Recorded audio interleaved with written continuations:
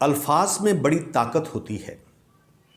بعض دفعہ ہم اپنی زندگی میں لوگوں کو کچھ ایسا کہہ دیتے ہیں جس سے وہ اندر تک ٹوٹ جاتے ہیں، اور بعض دفعہ ہم ایسا کہہ دیتے ہیں کہ وہ ماؤنٹ ایورسٹ سے بھی زیادہ اونچا ہو جاتے ہیں۔ ایک بچہ اسکول سے گھر آیا، اس نے اپنی ماں کو ایک خط دیا جو اسکول کے پرنسپل نے اس کو دیا تھا۔ ماں نے جلدی سے اس خط کو پکڑا اور پڑھنے لگی، اور اس کی آنکھوں میں آنسو آ گئے۔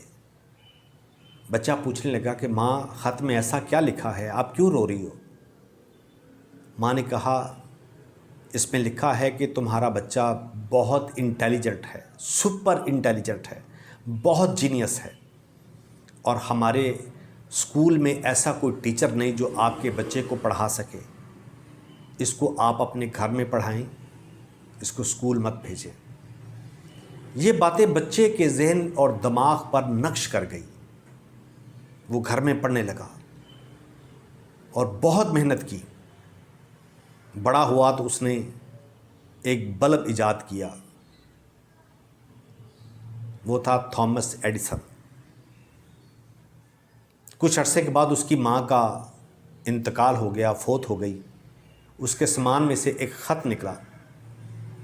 اس خط میں لکھا تھا کہ آپ کا بچہ ذہنی طور پر کمزور ہے، اس کو سبق یاد نہیں رہتا، ہم اس کو پڑھا نہیں سکتے، اس کو اپنے گھر میں پڑھائیں۔